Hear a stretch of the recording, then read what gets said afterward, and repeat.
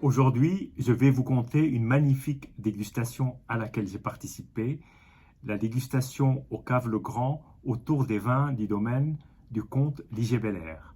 Alors, le comte Ligier-Belair est donc propriétaire de ce domaine qui est très récent, puisqu'il a été créé en 2000, mais qui a ses origines qui remontent au 19e siècle, du temps d'un général napoléonien qui, déjà à l'époque, possédait des terres dans cette très belle région bourguignonne où se côtoient autour de Vosne-Romanée des premiers crus et surtout 8 grands crus qui sont parmi les crus les plus prestigieux du monde. Et sur ces 8 grands crus, il y en a 4 qui sont des monopoles. Donc il y a la Tache, la Romanée, Conti qui sont monopoles du domaine de la Romanée-Conti. Il y a la Grande Rue qui est un monopole du domaine La Marche. Et puis il y a ce joyau qui s'appelle la Romanée, qui est propriété du comte Ligier-Belair et qui maintenant fait partie du domaine au même titre que d'autres parcelles. Mais cette Romanée fait 84 arts, ce qui en fait l'appellation d'origine contrôlée la plus petite de France. Tout simplement, évidemment, le plus petit des grands crus en taille, bien entendu. Alors, le comte Ligier-Belair a refondé le domaine à partir des parcelles qui appartenaient à la famille en 2000. Et aujourd'hui, on est face à un domaine qui fait en tout et pour tout 8 hectares, dont ce 10e qui est la Romanée. Alors, le domaine est situé au cœur de Vosne-Romanée, autour d'un château qui appartient à la famille Ligier-Belair. Et donc, lors de cette dégustation, nous avons eu l'occasion de goûter des vins assez différents, mais évidemment tous autour de ce village de Vosne-Romanée. Tout cela préparé autour d'une carte, enfin d'un déroulement de plats par le chef maison Benjamin Antony, qui était absolument superbe. Alors, nous avons commencé par des blancs et ensuite ça a été une symphonie de rouge. Nous avons commencé par des blancs parce qu'effectivement, il y a un autre monopole. En fait, il y a, à ma connaissance, au moins 3 monopoles au sein du domaine. Il y a ce qu'on appelle le clos des Grandes Vignes, qui est un monopole qui est planté à la fois en chardonnay et en pinot noir. Donc, on peut y goûter des vins blancs et des vins rouges. Et donc, nous avons eu l'occasion de goûter les deux. Et ensuite, il y a un autre clos qui s'appelle le clos du château, qui est en fait une parcelle qui est juste en face du château. Et aujourd'hui, si vous allez à Vosne-Romanée, il y a une boutique cave à vin, mais aussi bar à vin, où vous pouvez aller goûter d'excellents vins de la carte, pas seulement d'ailleurs du domaine, mais aussi de plein de vignerons de la Bourgogne et d'ailleurs.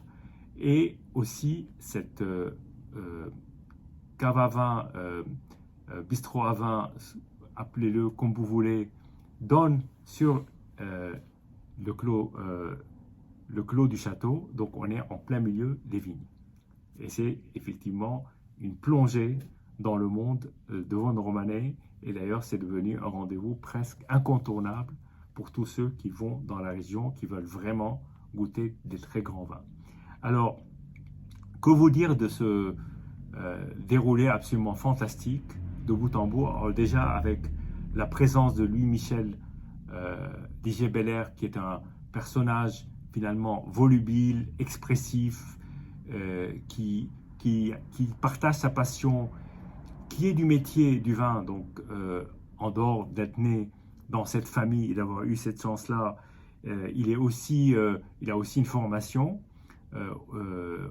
autour du vin, ce qui en fait à la fois un excellent représentant de ces vins, mais aussi un homme du métier, c'est-à-dire qu'il est vraiment dans les vignes et dans la cuverie. Alors du coup, cuverie côté cuverie du domaine pour réaliser ces vins. Donc quand il en parle, c'est au-delà d'un ambassadeur, c'est aussi le faiseur.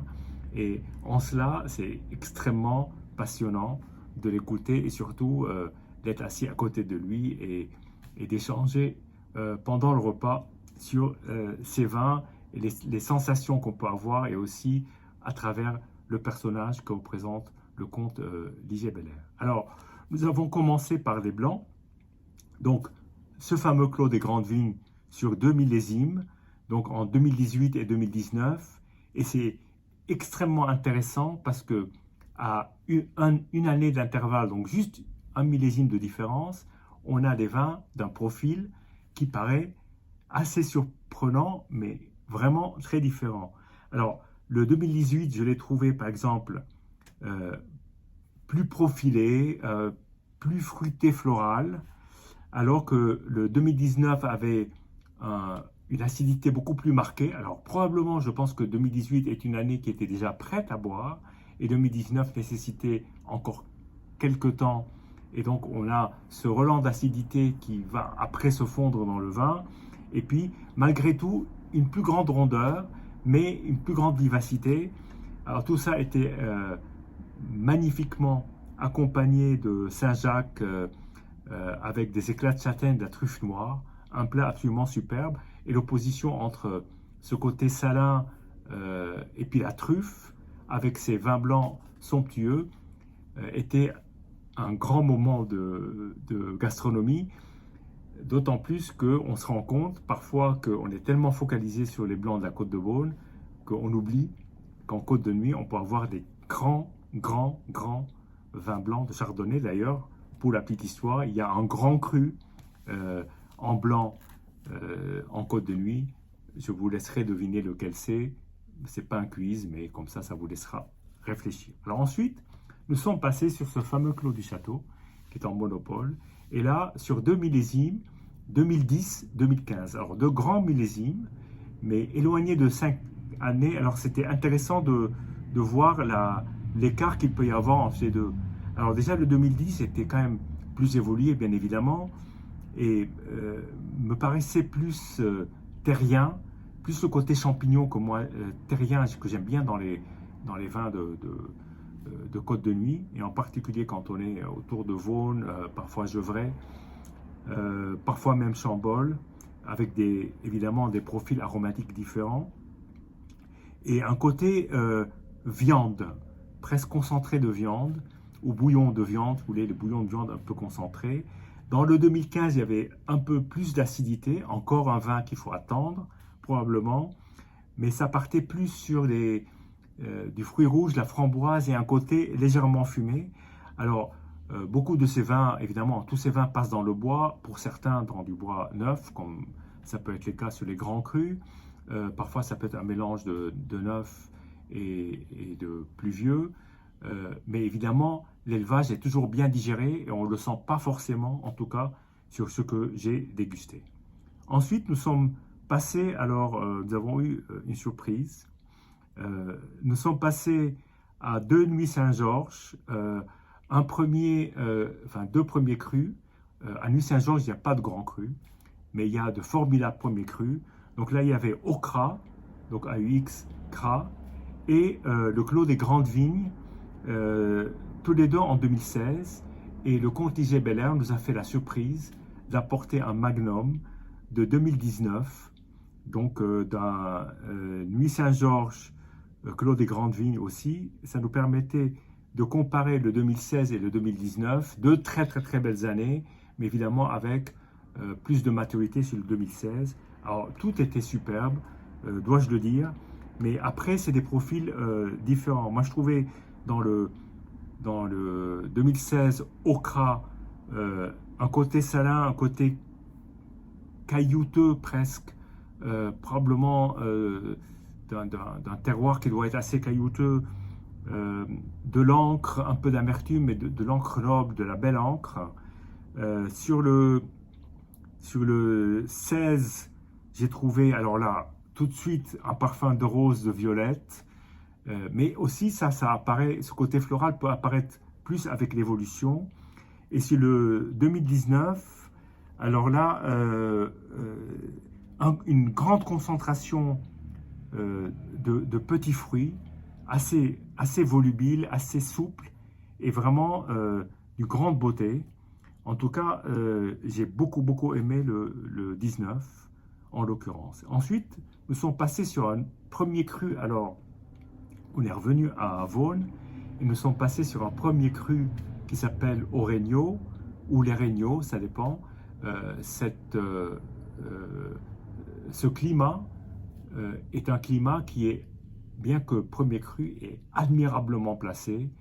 Si vous regardez sur une carte, vous comprendrez tout de suite le fait qu'il côtoie en fait des grands crus, à la fois d'un côté la Romanée, Richebourg, et donc c'est vraiment un premier cru assez privilégié, un premier cru et demi, si je puis me permettre cette expression. Et là, nous avons à nouveau, comme pour les Clos du Château, confronté le 2010, ou comparé, ce serait peut-être plus logique, le 2010 et le 2015. Et là, oula, pour moi, une énorme différence. On pourrait presque penser qu'il ne s'agit pas du même climat, parce que le 2010 est dense, puissant, avec un côté presque trop démonstratif. Le 2015, alors curieusement, il y a une grande densité, comme pour le 2010, mais beaucoup plus sur le fruit et un côté légèrement animal. Et tout ça, sur ces deux vins, un accompagnement qui était extraordinaire. C'était des pappardelle, donc des pâtes fraîches au homard breton, qui laisse à penser que le fruit de mer avec du vin rouge, bien choisi et bien cuisiné, peut être absolument époustouflant, et bravo aux cuisiniers. Ensuite, nous sommes passés au grand cru, donc après toute une myriade de premiers crus, hormis le Clos du Château, qui est simplement un village, mais qui est idéalement placé. Donc là, nous sommes passés au grand cru, donc les Échezeaux en 2010, et ensuite la fameuse Romanée, le monopole de 84 arts en deux millésimes, 2006, 2007. Et là, donc sur le 2010, les Échezeaux ont un profil d'une grande densité, assez impressionnant d'ailleurs, mais toujours avec ce profil qu'on retrouve dans ce domaine, qui est un profil, on ne cherche pas trop l'extraction, donc c'est des vins assez clairs quand vous regardez en fait la robe, mais ça n'empêche pas qu'il y ait énormément de matière. Il ne faut pas confondre le côté serré et le côté matière, parce qu'on peut avoir un côté, alors là du coup c'était assez poivré, évidemment sur le fruit, toujours cette nuance avec un très léger pointe d'alcool, mais qui s'est ensuite fondu. Et sur les Romanée, alors pour moi un côté que j'adore, ce côté très terre, presque un peu mentholé. Évidemment on retrouve la rose un peu fanée, les fruits légèrement macérés, tout ça sur un filet de chevreuil qui était magnifique. Et nous avons fini en tout cas cette partie-là du repas consacrée au domaine, avant la coda, la conclusion, sur trois grands vins énormes, vraiment superbes. Et nous avons terminé, il y avait une surprise à l'aveugle d'un vin liquoreux. Et donc ce vin liquoreux, c'est allé sur des fromages affinés de la maison Anthony, qui est un grand fromager français évidemment, qui fournit les plus grandes tables. Et là, nous avons dégusté un vin liquoreux qui avait un tout léger côté pétillant, mais sur des notes de pétrole qui rappelaient en fait le Riesling, et qui avait un côté extrêmement léger, extrêmement aérien. Et effectivement, c'était un Riesling, pas alsacien, mais mosellan, de la maison Schloss Liser, qui est un domaine qui a une trentaine d'années, qui a été fondé à partir de rien par Thomas Haag. Et là, nous avons effectivement goûté ce vin-là en 2009. C'était une magnifique façon de clôturer ce repas. Et voilà, c'est une très très très belle note sucrée avec des fromages. Pourquoi pas de dessert. C'était très bien comme ça. Et en tout cas, ça nous laisse le grand souvenir d'une magnifique dégustation en présence du comte Ligier-Belair et avec un panorama assez large de ses plus grands vins et parmi les plus grands vins de Bourgogne. Voilà, à très bientôt.